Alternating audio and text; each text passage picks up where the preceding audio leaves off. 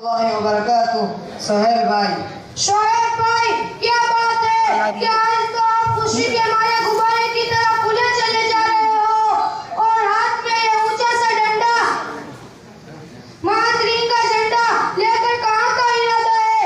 क्या किसी प्रोग्राम की रौनक बढ़ाने को तशरीफ ले जा रहे हैं? अरे भाईजान, ताज्जुब की बात यह है कि आप हिंदुस्तान में रहते हुए भी इसकी तारीख और इनकलाबात की कहानी से आप बिल्कुल पैदाइशी बेखबर नजर आ रहे हैं, जबकि बच्चे को ये बात मालूम है कि तारीख हिंद में 2 दिन यानी 26 जनवरी और 15 अगस्त को यादगारी और तारीखी अवसर हासिल है।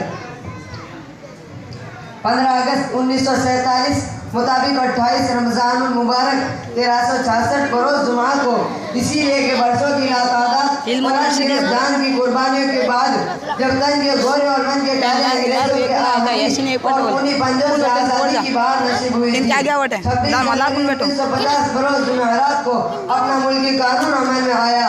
आज का प्रोग्राम में उसी तारीख यानी 15 अगस्त 1947 की एक रोशन यादगार है, जिसे मनाने के लिए हम तशरीफ ले जा रहे हैं। इस वक्त आप भी हमारे साथ चले और वतन की आबरू पर कुर्बान होने वाले शहीदों की रूह को खिराज अकीदत और सलामी पेश करें। शोएब भाई, मेरा मौजू है गुफ्तगू ही अलग है, जिसकी बिना पर तारीखी मालूमात नहीं के बराबर है, लेकिन दिलचस्पी जरूर है। इसके लिए आपकी खिदमत में हाजिर हुआ हूँ ताकि आपसे मालूम करूँ कि कितनी कुर्बानियों के बाद आजादी का सूरज देखने को मिला और गुलामी की जिंदगी से अहले वतन को कैसे निजात हासिल हुई। तो सुनो, आज हिंदुस्तान की सालगिरह यानी 15 अगस्त है। मुल्क अजीज ने आज़ादी की उम्र की 65 बार देख ली है और ये सब उसी रोशन दिन की यादगार है जिस दिन 150 साल कुर्बानी के बाद अंग्रेजों की गुलामी से हिंदुस्तान को निजात मिली थी और महबूब वतन पर आज़ादी का सूरज चमका था, जो कि आज भी अपने इस्लाम और मुजाहिदीन आज़ादी की रिवायात को यादगार के तौर पर मनाया और शहीदान वतन को खिराज अकीदत पेश किया जा रहा है। मोहतरम, यही सवाल एक जमाने से हमें कैंसर की तरह परेशान कर रहा और दिमाग की तरह अंदर से चाट रहा था, क्योंकि तारीख के साथ थोड़ी सी दिलचस्पी, अंसीब और लगाव है। और फिर हमारा प्यारा मुल्क जो सदियों से गुलामी की आईनी पंजों में झगड़ा हुआ था, हर हिंदुस्तानी बाशिंदा का खून अंग्रेजों के पानी से भी सस्ता बल्कि बाकीमत हो गया था। और जब मुहब्बे वतन के खून से रंग होकर इस मुल्क को आजादी की दौलत मिली, तो क्या शोएब भाई ऐसा रोशन किरदार मुसलमानों ने भी पेश किया है जिसको तारीख के सुनहरे वहां में थोड़ी सी भी जगह नसीब हो सके। हकीकत तो यही है कि अगर इस मुल्क की हालत सुनाने लगेंगे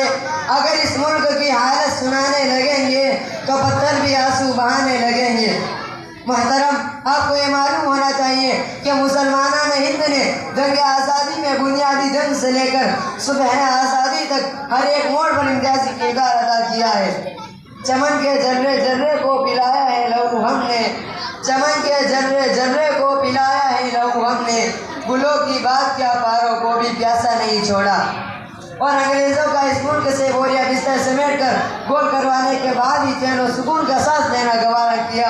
हमने हर गोशाए मुल्क में अपना खून निछावर करके आज़ादी हासिल की है, जिसकी एक हल्की सी झलक शामिली के मैदान में चलकर देखी जा सकती है कि जंग आज़ादी लड़ने और वतन अजीज के गले से गुलामी का तोप उतारने के खातिर उस मैदान कारज़ार में 2 लाख से मुसलमान शरीक थे। उनमें भी 51,000 उलमा इकराम शामिल थे और ये आज़ादी की लाजवाब और बेशकीमती दौलत जो हमें हिंदुस्तान में दान की बिना पर नहीं बल्कि बलिदान की बुनियाद पर मिली है। आखिर इस हुसूल आजादी का वलवला और जोश मुसलमानों के अंदर कैसे पैदा हुआ? इसका सबब शाह अब्दुल अजीज मुहद्दिस देहलवी रहमतुल्लाह अलैह का फतवा बना, जो उन्होंने अपनी दूर रस और दूर की आंखों से देखने के बाद 1803 में जारी किया। हिंदुस्तान दारुल हर्ब है। इस फतवे के जारी होने की देर थी कि अंग्रेजों की नींद हराम हो गई। उनके सभी ख्वाबों और तमन्नाओं पर यह फतवा बर्क और बेहमा बनकर गिर पड़ा। उनका बनाया हुआ ख्याली ताजमहल का नक्शा दम्बर में जमी बोस हो गया। उनकी सारी उमंगें और तमन्नाएं अंग्लिस्तान के कब्रिस्तान में दफन हो गई। तो फिर क्यों हुकूमत हिंद मुसलमानों की इन कुर्बानियों को दफना कर उनके जायज हुकूक को भी फरामोश कर रही और